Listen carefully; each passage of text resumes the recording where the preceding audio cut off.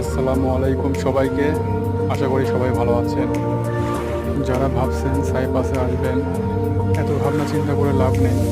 অতি দ্রুত সাইপাসে চলে আসুন।